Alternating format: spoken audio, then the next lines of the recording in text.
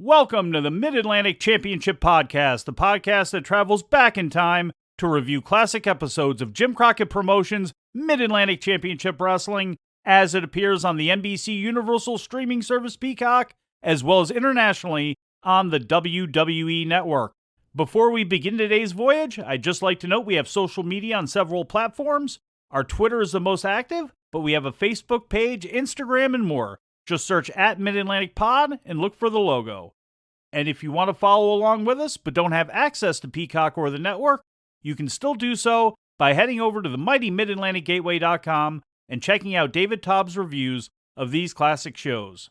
We'd also appreciate you heading over to YouTube.com/MidAtlanticPod, where you can find full podcasts, truncated versions of classic episodes, plus special audio and video clips exclusive to our page, and often with the great assistance of the mighty Mid-Atlantic Gateway website. Go to youtube.com/MidAtlanticPod and please subscribe, watch, and like the videos. It will be doing us a great service. Now, with all that out of the way, today in episode 49, we take a look at the television that was taped on Wednesday, December 29th, 1982, at the WPCQ Studios, Channel 36 in Charlotte, North Carolina, and began airing in local markets beginning that weekend of Saturday, January 1st, 1983. I'd like to bring in my co-host right now, Roman Gomez. Roman, how are you today? I am doing good, enjoying a little R&R today and just resting up and looking forward to doing this podcast. And Roman, I'm glad you got a little bit of rest because we start the show hot. Match already in the ring, and it's a good one. The Boogie Woogie Man, Jimmy Valiant, and his protege, Mike Rotundo, against the House of Humperdinck's Paul Jones and the one-man gang. Our referee for the day, Stu Schwartz. Mike Rotundo is now the NWA Mid-Atlantic Television Champion, having defeated the departing Bad Leroy Brown on Christmas Day in Greensboro. Rotundo started this match in peril at the hands of the bad guys and pretty much stayed that way for the first 2 minutes and 20 seconds that we saw until he was able to fight off number one Paul Jones and make his way over to the Boogie Woogie Man for the hot tag. As soon as he did, Boy from New York City hits, which means the WWE overdub hits harder. Valiant came in and took over on Jones until he's able to tag the gang back in. And then we get a face-off, and it's pretty obvious, Roman, that we have the Boogie Woogie Man's next obstacle to overcome from Sir Oliver Humperdinck. Any thoughts on the one-man gang getting together here with Jimmy Valiant? Gang, a man of limited skill set right now, but of ample size. And you have a guy with the Boogie Woogie Man, Jimmy Valiant, who always has gotten a whole lot out of doing a lot less. Yeah, and I thought this match could have been the TV main event. You know, they joined it in progress, and just kind of funny to me how after a couple minutes when Valiant comes in, they hit his music, which means we get the WWF overdub. I just thought that was kind of unusual. And at the end of this match, Rotundo gets splashed, but then totally no-sells it to mix it up with everybody else. And I don't know, that's something that jumped out at me right away, how he no-sold the one-man gang splash. But yeah, one-man gang and Jimmy Valiant looks like a new feud up on the horizon. Yeah, Roman, not only that, there was some questionable refereeing here when it came to that pin that Mike Rotundo took, because the music stopped, the two squared off, one-man gang and Jimmy Valiant, and Valiant got the advantage. Then Paul Jones came in illegally, and he and Valiant spilled to the floor. Then it was Gang and Rotundo squaring off in the ring, and Rotundo came off the ropes. Humperdinck tripped Rotundo. The Gang delivered the big splash that would end up being rechristened way down the line as the 747. And at the end of the day, yeah, Rotundo jumped up, but he shouldn't have been the one that was getting pinned. It was the one-man gang actually pinned the illegal man, but the decision stood. The match went 3 minutes and 15 seconds, and the House of Humperdinck gets the victory here, and Mike Rotundo, your new TV champion, ultimately is the one who took the loss there, Roman. Yeah, kind of surprising. You know, you figure they would have wanted to put him in the spotlight a little bit. He won the belt on Christmas night against Leroy Brown, and, you know, this match is airing January 1st, so less than a week after he wins the belt, they've got him jobbing on TV. Yeah, especially because he didn't take the loss in some sort of weird way to Paul Jones. It was Jones that went bailing out there with Jimmy Valiant. It's Gang that gets this illegal pin, and at the end of the day, as we mentioned, one-man gang's going to be the one squaring off with the Boogie Woogie Man, Jimmy Valiant. But maybe a picking of the nits there, but it stuck out to us with the keen eye, and I'm sure it did to many of the wrestling fans that were watching during that time. But those wrestling fans would forget about any of that nonsense really, really quickly, because the show went to break, and when it came back, we had the managing editor of Pro Wrestling Illustrated, Bill Apter, alongside Bob Caudle at the podium. Caudle is holding a copy of the March 1983 edition of the magazine, and Apter is there to announce that Roddy Piper has won the 1982 Pro Wrestling Illustrated Achievement Award for the most inspirational wrestler, as voted on by fans of the publication. Piper isn't there, so Apter gives the plaque to Caudle, who then introduces the VTR of the Rowdy one being jumped by Greg Valentine and Ric Flair. We won't play the beatdown that Piper suffered, but here's Bob Caudle talking to Bill Apter.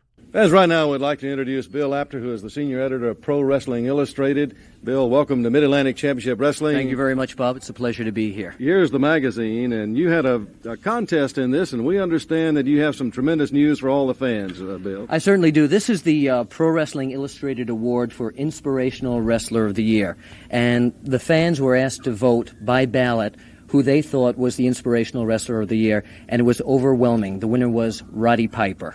All right, and that's the plaque and all that Roddy Piper will receive, right, Bill? Absolutely. Now, the votes were generally sent in by the fans with explanations that Roddy has made himself a top contender for Ric Flair's title, and also because of his war and his quest to rid this area of Sir Oliver Humperdinck and his army. All right, talking about the votes, right here is the story in the magazine, and I believe it says he had 21,728 votes. That's Bill. right, which is one of the largest counts of any vote we got this year in our year-end awards. Well, I know that Roddy Piper is going to be very, very proud of this. And as you heard, our fans, I think, are going to be ecstatic about it. I think so. And I'd like to leave this with you to give to Roddy Piper, who can't be here this time. All right, Bill. Thank you very much. Thank you very Pleasure. much.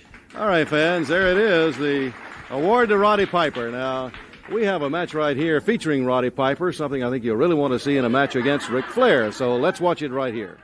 After we relive that moment of Roddy Piper getting his face ground across the studio floor by Greg Valentine and Ric Flair, Bob then introduces another pre-tape video, this one of Piper sitting in front of the Worldwide Wrestling set, and still very, very emotional. They really worked Roddy Piper over, and if it hadn't been for the fact that Piper got a little bit of help, there's just no telling what really would have happened to him. Well, Piper, of course, after that, and you can imagine just his feelings toward Greg Valentine and also toward Ric Flair. And this is something I think has been building with Roddy Piper for quite some time. Let's hear a comment now from Roddy Piper. I'm supposed to sit there. You just seen them rub my face all on the ground. They've been telling you how depressed I am. I'm supposed to sit here and feel sad and bleak. I'm supposed to sit here and snivel and cry. I'm supposed to sit here and pretend that I'm all broken up and forever and ever I am never going to wrestle again because someone beat me up. Wrong, Gertrude. It ain't the first time for me, brother. It ain't the first time someone has taken me and made me grind flesh off my face. It ain't the first time someone has taken me and run me around, Flair. I get one shot to you. One more shot is all you give me, you sniveling coward. And one shot I'm going to take. It ain't the first time for me. I've got one shot at something either. But it may be the last time for you. There we hear from Roddy Piper, Greg Valentine, Ric Flair. Seems as if Ric Flair, the traveling NWA World Heavyweight Champion, would be departing the area very soon if Roddy Piper seems to only have one shot against him. But Roman, as we know, doesn't matter if Flair is going to be there or not, even though he was the one who started all of this stuff. Roddy Piper wants to take his frustrations out seemingly more onto Greg the Hammer Valentine, who also is, of course, the United States Heavyweight Champion. Yeah, they didn't finish Piper off. You know, they poked the Cobra with a stick, so to speak. They got him all riled up and fired up, and they did some damage to him, but you can't keep Hot Rod down. So he's back looking for revenge. And it's kind of interesting to see before that, to see Bill Apter with hair.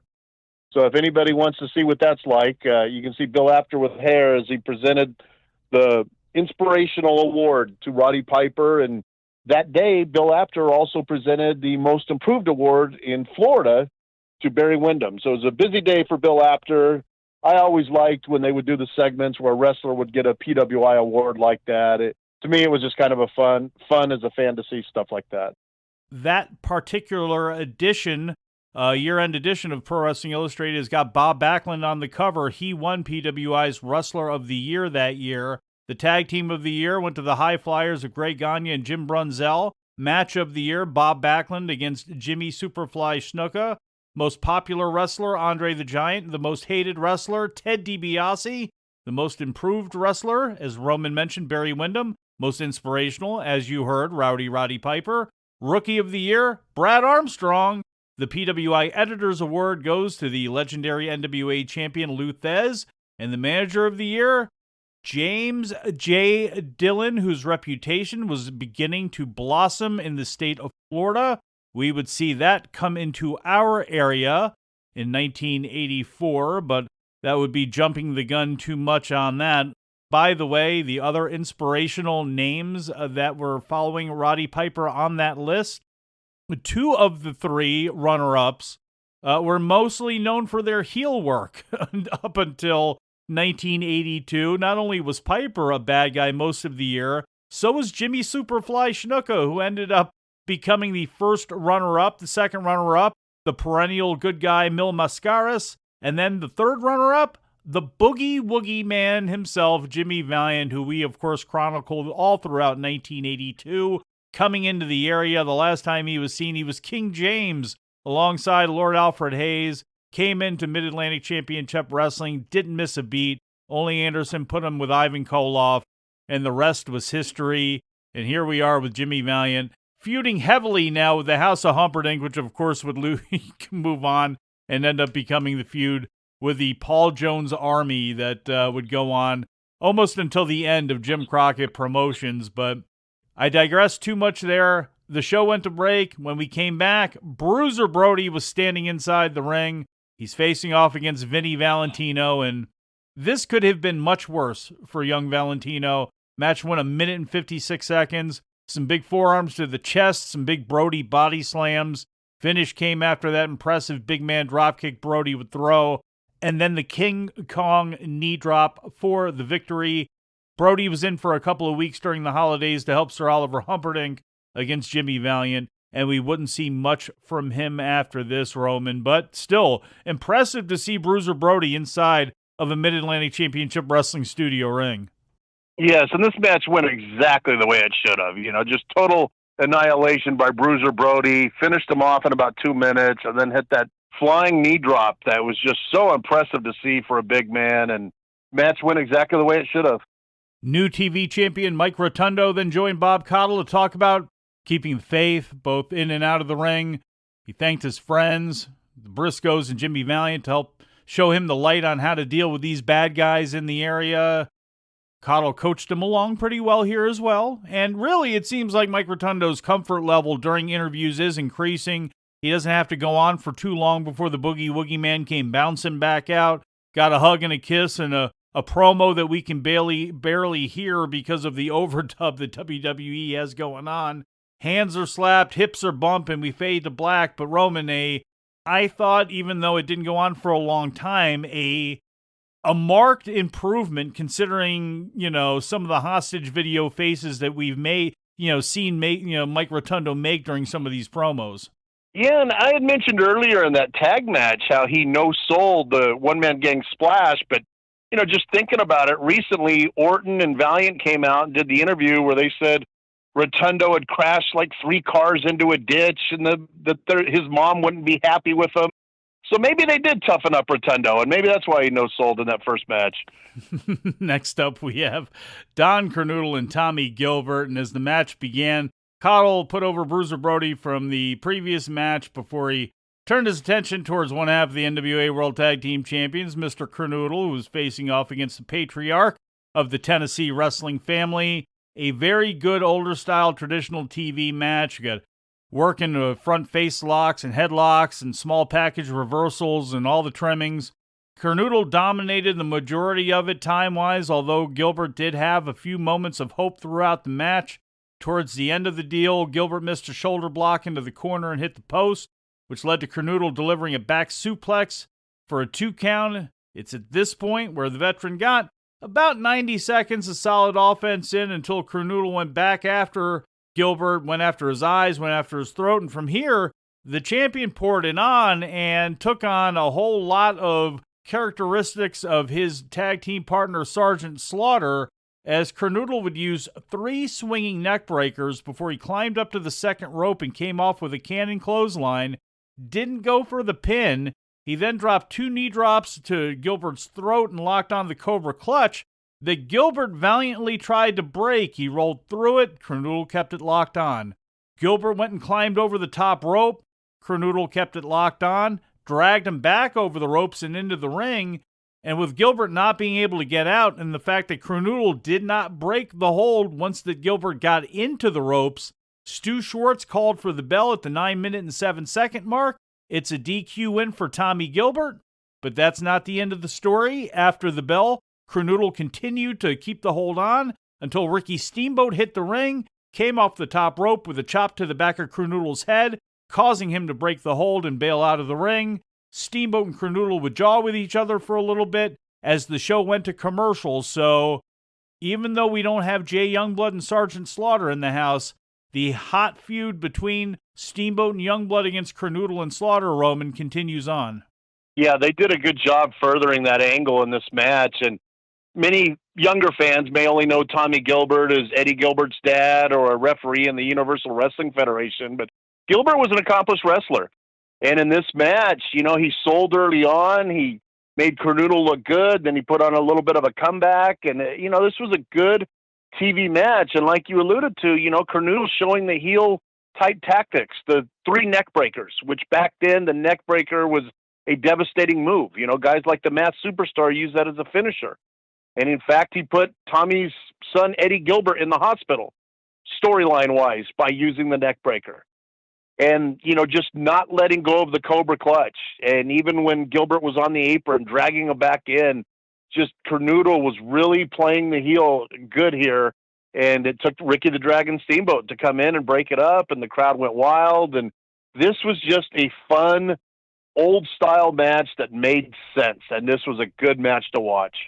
So obviously, Ricky Steamboat getting involved made Don Kernodle very, very angry. Steamboat exited the studio. Kernodle stood by with Bob Caudle and expressed some of those angry words that he had for Jay Youngblood and Ricky Steamboat before Sir Oliver Humperdinck joined Bob to offer his first words of the day. Hump is sporting a fresh bandage over his left eye from the tag team cage matches he's been involved with over the holidays. Alongside Paul Jones and the One-Man Gang, he continues his war of words against Roddy Piper, Jimmy Valiant, and Mike Rotundo. There's a ringside Don Kernodle. Don, you refused to break the hold. Rick Steamboat came after you, and you took off like a scalded dog, Don. You know, Sergeant Slaughter couldn't be here tonight because he had some important business with Ronald Reagan at the White House. But as 83 rolls around, I see we're having the same problems we had in 82. Steamboat and Youngblood interfering in our matches. Every time we wrestle, they want to interfere in our matches. As you can plainly see, I had the man beat right there in the middle of the ring with a Cobra. Sergeant Slaughter's been teaching me how to use a Cobra. I had him beat right there. And what happened? Ricky Steamboat comes in. He runs in. Well, let me tell you, Steamboat, if you get in Slaughter and Kernodle's way, you must pay. And pay is exactly what you're going to do. We're getting sick and tired. Every time you get in the ring, you running in. Youngblood running in. Causing a lot of confusion. Let me tell you something. We got a surprise for you. There's only one thing left to do. Only one thing left to do. And that's to hurt both of you's neck and put you out of wrestling for good. In 83, I promised you, Steamboat. I promised you, Youngblood. Sergeant Slaughter promised you. You will pay. Both of your necks will be hurt, and you will be out of wrestling once and for all. And Kernodle and Slaughter will reign the World Tag Team Champions all through 83 and from then on. Take it from me, you're going down and you're finished. All right, fans, there the one half of the World Tag Team Champions, Don Kernodle, Sir Oliver You know, it's a Humperdinck. sorry state of affairs when people can't even conduct their business without having to worry about watching their back and watching these little panty waists like Ricky Steamboat and Jay Youngblood running in on you and running in on you. Well, we had a problem like that with Piper, and we took care of it. You don't see Piper around his TV station today because he's barred. He can't appear here. Well, ain't that too bad? The House of Humperdinck, 1983, baby. Take a look at it. Take a look at the two members I brought with me today. The one-man gang, and, of course, Paul Jones. And you just saw him in action a few minutes ago right here on your own video sets. And you saw what a devastating tag teams, as long as Kernodle is out here talking about tag teams. How about the one I put together, huh? How about Jimmy Valiant? How about Mike Rotundo? You can ask him what it feels like to be in the ring with these two animals. It hurts. Paul Jones, I want you to say a few words to the many legions of fans that you have out here. All right, Paul. You know, we got back to the dressing room a while ago, and it did my heart good to see the smile on my manager here, his face, the satisfaction he had for the victory of the one-man gang and number one Paul Jones. And just to go to show you that the family, the House of Humperdinck, is not dead. There's a lot of talk. Piper's spreading it around. Piper's Palace. He's got this guy, Abdullah the Butcher. He's got Jimmy Valiant. He's got this guy. He's got Bob Orton Jr. Well, let me tell you something. Piper's Palace in 1983 will fall to the House of Humperdinck as surely as I'm standing here talking to you right now. And there we hear from Sir Oliver Humperdinck, the one-man gang, growling in the background, number one Paul Jones.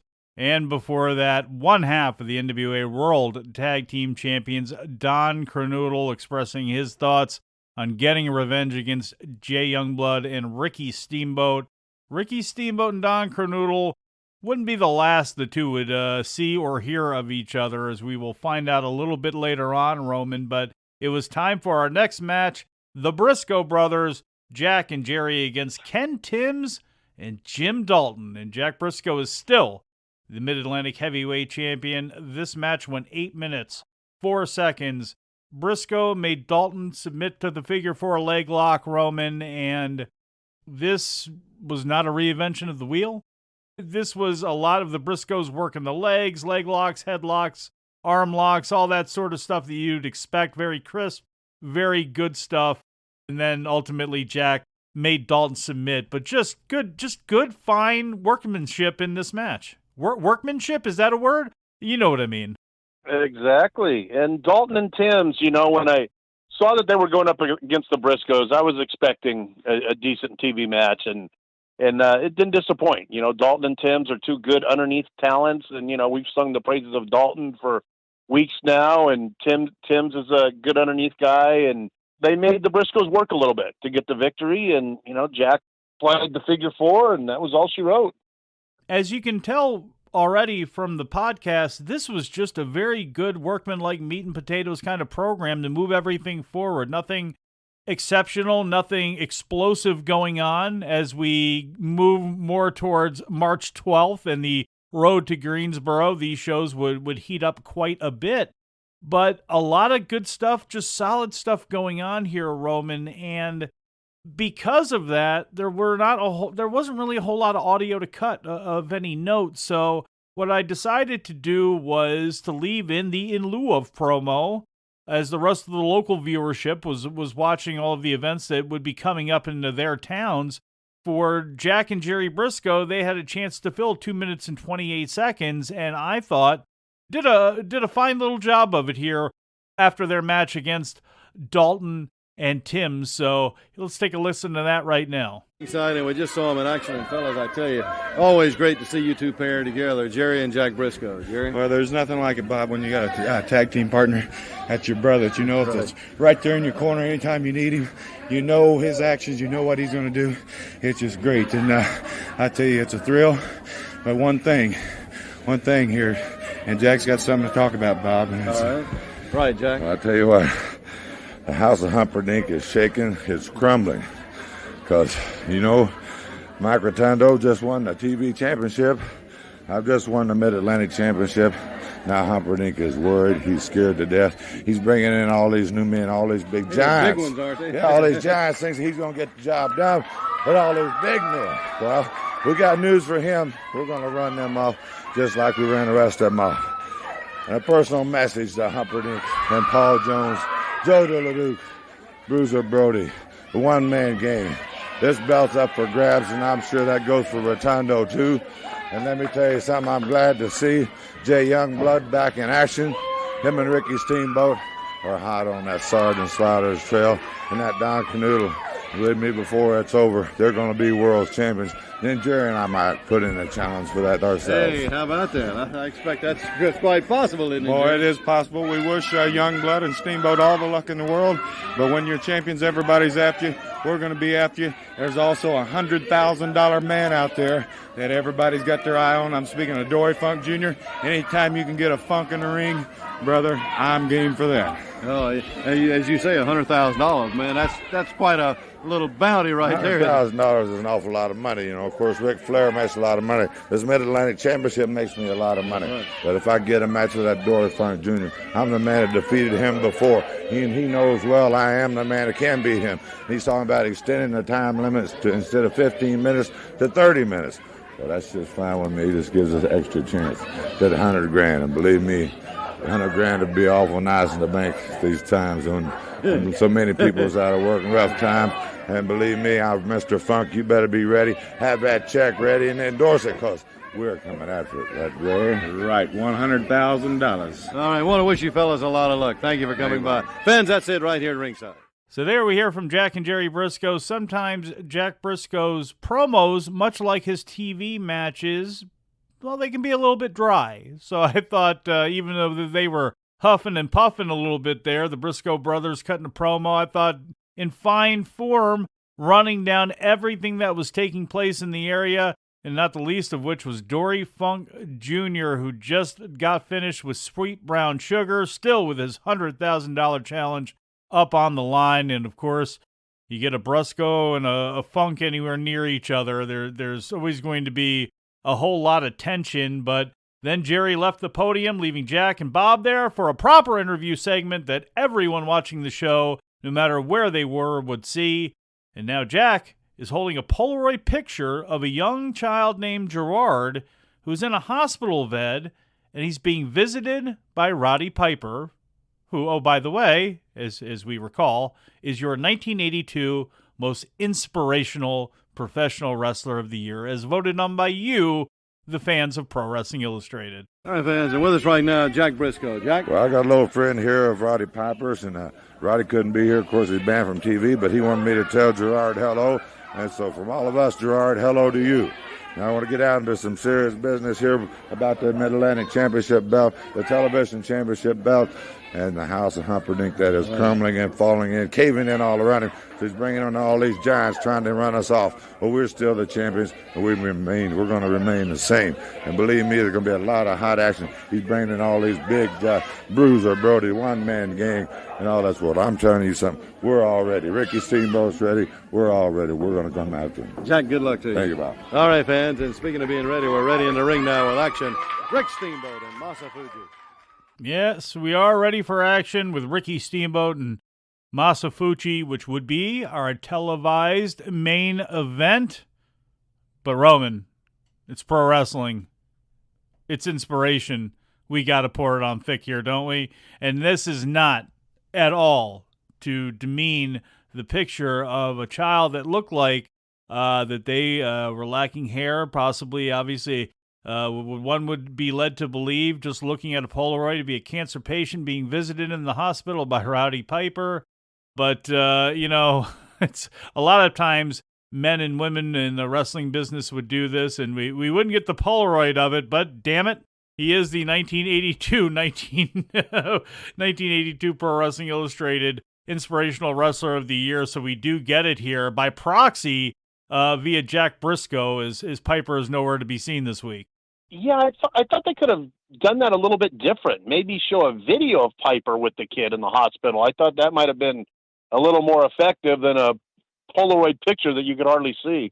So Roddy Piper, amazing that a man that was so reviled for most of the year, after he was stabbed, after the face turn, it's amazing to where his fandom got to, where we are talking about him being the happy baby face when it comes to Ric Flair and Greg Valentine and becoming the inspirational wrestler of the year. It's absolutely amazing. It really, really is. But after that was all done, as you heard, as Jack Briscoe wrapped up, Ricky Steamboat was standing in the ring wearing a red shirt.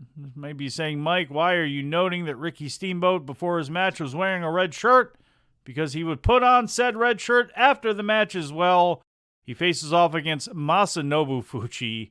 5 minutes and 20 seconds of just good stuff where Fuchi really had Steamboat on the ropes for most of it, showed off how good Ricky was at selling, showed off how good Fuchi was at the basics. You could see why All Japan Pro Wrestling had a lot of high hopes for him, and you could see why Ricky Steamboat's just one of the best wrestlers in the world, Roman. Oh, without a doubt. And Fuchi using the short arm scissors and then rolling around the ring with Steamboat while still in the short arm scissors.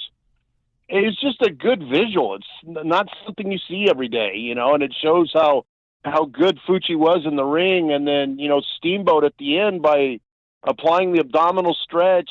Some people call it an octopus, but it was basically like an abdominal stretch.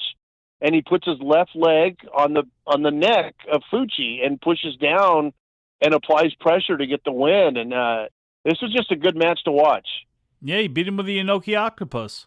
The Inoki Octopus abdominal stretch. And earlier on, Fuchi used the Kiwi leg roll that Abe Jacobs used. And I thought that was really cool. It was one of those matches that, nobody else would have probably wanted to see it, in hindsight being 2020, but you put that match, give me that match today, give me 20 minutes of that. Let that thing go for like 1857 with those two guys trading back and forth with each other. Just outstanding. And Ricky Steamboat, working alongside Fuchi, it made Fuchi better in the fact that Steamboat was fresh off of working Japan in the All-World Tag League. He comes over and it's not Fuchi having to work around other guys because, he's still getting familiar with the American style. It was Steamboat being able to, meld his into Fuchi, which, if he just melded his style to Fuchi anyway, it would have been great, but he just got back from Japan, so that was fresh in his mind too. Yeah, and, like Arn Anderson used to say repeatedly in interviews, the name on the marquee is wrestling. And wrestling is what you got in this match. There wasn't stomping and kicking and punching, for 10 minutes or anything. They wrestled, which made it fun to see. And you can't have pro wrestling without a little bit of action. And we get that at the end of this show here. As maybe vanilla as we've been speaking about when it comes to this show, we got a little bit of fire at the end of it. I mentioned that red t-shirt that Ricky Steamboat had on. Well, he puts it on after his match. Now, we've seen guys put on robes or sling their towel over their shoulder or something like that before they go over to the interview desk and talk to Bob, but we didn't usually see that from Ricky Steamboat, and that probably should have set off a little sign in our minds, especially when we couldn't really read what was on that shirt, that something was to come, and that something came in the form of Don Kernoodle, who was still a little fired up over what took place between him and Steamboat earlier on in the program. Hey, tremendous match up there, Rick. Great win for you. Thank you very much, Bill. Everybody knows the competition around this particular area. I guess all the fans have sort of taken notice, opened their eyes, because the different types of talents. That's right. That have been coming in now, just at the desk here. Yeah. Each week they seem to be, Humperdinck seems to be bringing somebody new. And I was listening to some of the comments about what Don Kernoodle was making. Oh. About myself. Well, Don Kernoodle, you and Sergeant Slaughter, if you recall, all the times in the year of 1982 that you all did your run-ins, that you all were looking out for each other, protecting each other, watching each other's back, before you guys started tag teaming, when you guys were in single matches. If Slaughter was in the ring in a big coliseum, you see Kernoodle down at the locker room behind the door just watching, just waiting. In case Sergeant Slaughter got in trouble, Kernoodle would hit the ring. And you've done it a number of times. Now each week I've said it, Jay Youngblood has said it, Roddy Piper has said it, Jack and Jerry Briscoe, everybody has said it, that these run-ins have got to stop. If they don't cease, the only way to get even, the only way to get back, start fighting a little fire with fire. Right. Put a boot to their face where it needs to be needed. And that's exactly what we're doing. We warned you guys earlier about running. Rick, let me tell Let's you, go. right here behind you. Watch your back here. Here comes Don Kernodle in. I'm sick and tired of what's going on around here, and I'm going to ask you in a nice way to take a back seat and get out of here and let me do some talking around here. Hey, let me tell you something, Don Kernodle. One half of the world tag team Exactly champions. right. You acknowledge it very Well, nice. I am, bro. That's why exactly Jay and I have been right. beating your can all around Yeah, this beat place. anybody's can. I'll tell you something. This is my interview time. You had your say-so and earlier. I listened to you jabber your mouth. Now this is my turn. So why don't you take a hike and go on back to Let your me tell locker you room? something. Being the world tag team champion, I'll tell you what to do. I'm asking you to go, fans, as they go at each other. And here is Steamboat now with a chop. Mid-Atlantic Championship Wrestling has been furnished to this station for broadcast at this time by Jim Crockett Promotions in exchange for commercial consideration. As these two go at it, Kernodle and Steamboat. As they continue to fight now, as we go off of the air, Kernodle and Steamboat slugging it out right here at our desk at ringside. Kernodle has got that shirt. He has ripped it to shreds, and they continue to chop and slug away at each other. Kernodle now wrapped in the shirt.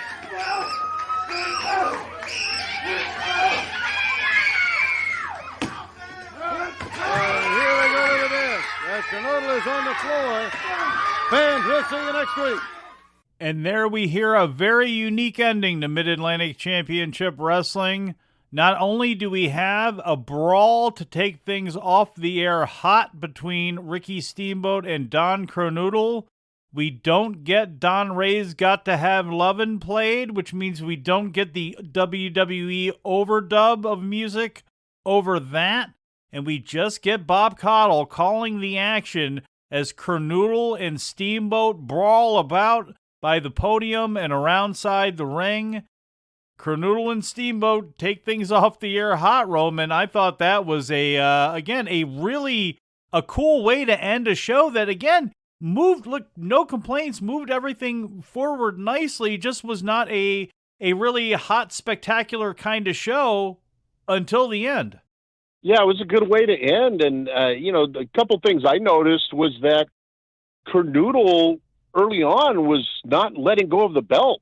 Steamboat was getting his punches in, and I was kind of like, drop the belt, Don, start fighting back, so he hung onto the belt for a little bit. And then you had mentioned about Steamboat wearing the shirt. That came into play towards the end as Steamboat had the shirt over Kernodle and was wailing away on him. And just an exciting way to end the show. The credits were rolling as they were brawling.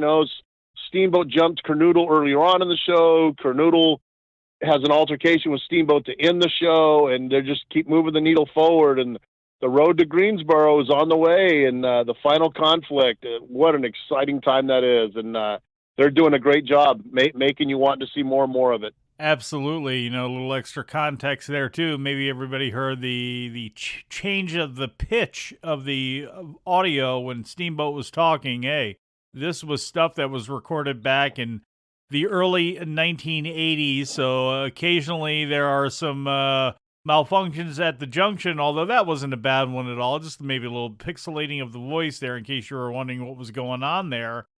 But also, Kernodle pulling on that shirt from Ricky Steamboat needed to get something to grab onto to start that fight going between the two of them, and as you mentioned, didn't want to drop the belt there at first, taking some lickings from Ricky Steamboat. And again, as you mentioned, this road to Greensboro has been fantastic. We've got two of the guys that have really been heating it up. Jay Youngblood because of his injury, and Sergeant Slaughter being the guy who's been crowing the loudest about injuring Youngblood, wanting to put him into the graveyard here. It's just been some really awesome stuff, and we look forward to having them back up next week.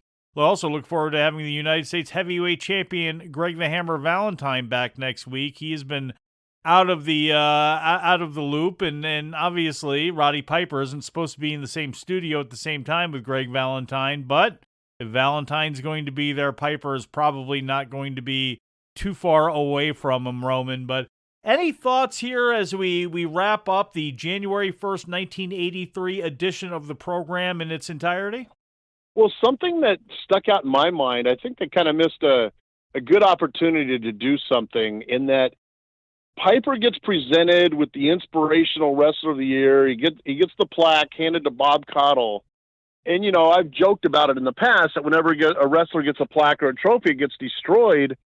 That would have been a golden opportunity since Piper was not in the studio.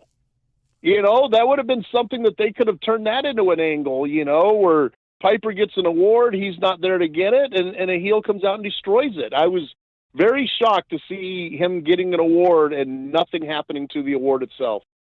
Unlike in 1984 when Angelo Mosca Jr. was presented with the Pro Wrestling Illustrated Rookie of the Year award, and Ivan Koloff took that and clonked it very audibly over the head of Angelo Mosca Jr., who, well, look, that's one thing we know about those awards. They weren't made out of balsa wood there. Those were those things were official, and probably a knot that Mosca wore for quite some time. But that was it for January 1st, 1983. Now, on sister programming on Worldwide Wrestling, we do have the results of that show.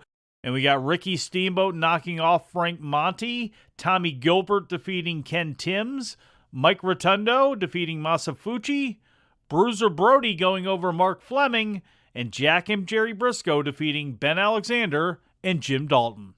Let's take time for this commercial message about the Mid-Atlantic wrestling events coming up in your area. In addition to the TV tapings on Wednesday night, December 29th, part of the crew was in Sumter, South Carolina at the County Exhibition Center, but we don't have results for that show. So we'll move to Thursday, December 30th at the Norfolk Scope. Here are the top matches from that show. Sweet Brown Sugar and Jimmy Valiant defeated Bruiser Brody and Dory Funk Jr. Sergeant Slaughter defeated Ricky Steamboat by disqualification. Jimmy Valiant defeated Joe LeDuc by countout. And Roddy Piper and Bob Orton Jr. defeated Ric Flair and Greg Valentine. On Friday, January 1st in Charlotte, there was an afternoon show that saw Ric Flair defeat Roddy Piper in the main event. Sergeant Slaughter and Private Canoodle also defeated Ricky Steamboat and Jay Youngblood. Greg Valentine defeated Bob Orton Jr. Johnny Weaver and the Briscoes defeated Private Nelson, Paul Jones, and Gene Anderson. Abdul the Butcher and Jimmy Valiant defeated Joe LeDuc and the One Man Gang. Sweet Brown Sugar defeated Dory Funk Jr. And Tommy Gilbert defeated Ricky Harris. January 2nd in Roanoke, an afternoon show at the Civic Center. Top matches there saw Jimmy Valiant, Sweet Brown Sugar, and Abdul the Butcher defeat Dory Funk Jr., the One Man Gang, and Paul Jones. And in the main event, Roddy Piper and Bob Orton Jr. defeated Ric Flair and Greg Valentine. Also on the 2nd in Asheville at the Civic Center, Jack Briscoe defeated Paul Jones, Jay Youngblood defeated Don Kernoodle, and Ricky Steamboat defeated Sergeant Slaughter by disqualification. Those shows led to that night in Greensboro at the Coliseum, where Jimmy Valiant and Abdul the Butcher defeated Gene Anderson and the One Man Gang, Greg Valentine defeated Bob Orton Jr., Ricky Steamboat and Jay Youngblood defeated Sergeant Slaughter and Don Kernoodle by disqualification, and NWA World Heavyweight Champion Ric Flair battled Roddy Piper to a double disqualification. On January 3rd in Fayetteville at the Cumberland County Civic Center, Bob Orton defeated Bruiser Brody, Dory Funk defeated Sweet Brown Sugar, Roddy Piper defeated Greg Valentine, and Ricky Steamboat and Jay Youngblood defeated Sergeant Slaughter and Don Kernoodle by disqualification. Also on the 3rd in Greenville, Memorial Auditorium was run, but we don't have any results for that show. On January 4th in Raleigh at the Civic Center, Jimmy Valiant, Jack Briscoe, and Jerry Briscoe defeated Dory Funk Jr., Paul Jones, and the One Man Gang, and Roddy Piper defeated Greg Valentine. Also on the 4th in Columbia, South Carolina at Township Auditorium, Bob Orton Jr. defeated Bruiser Brody by disqualification, Abdul the Butcher defeated Joe LeDuc, and Ricky Steamboat and Jay Youngblood defeated Sergeant Slaughter and Don Kernoodle. And that takes us back around to Wednesday, January 5th, 1983, at the WPCQ Studios in Charlotte, North Carolina. And here's the WWE Network preview for next week's show. January 8th, 1983. NWA United States Champion Greg Valentine competes in a 6-man tag team match. As I mentioned earlier on, if you like this show and would like to connect with it more, I invite you to follow us across our many forms of social media, especially on Twitter. Just search at Mid-Atlantic Pod. We would also really appreciate you following us on YouTube, youtube.com/Mid-Atlantic-Pod. Full and truncated podcasts, plus great audio and video clips from the rich history of Mid-Atlantic Championship Wrestling and Jim Crockett Promotions. That's youtube.com/Mid-Atlantic-Pod.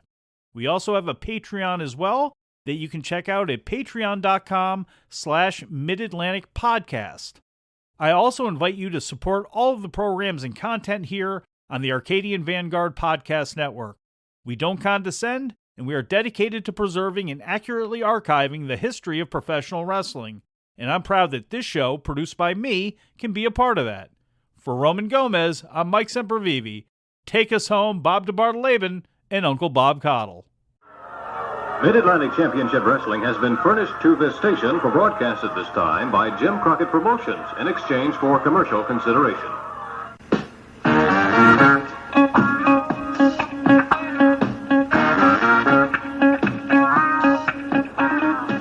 Fans, next week on Mid-Atlantic Championship Wrestling, Bobo Brazil and the Mighty Igor against Charlie Fulton and Tony Russo. Mr. Wrestling will take on Larry Sharp. Paul Jones and Wahoo McDaniel against Kim Duck and Ricky Ferrara. Superstar and the Russian Stauber against Francisco Flores and Steve Kovacs. And Blackjack Mulligan will take on Phil Mercado all next week.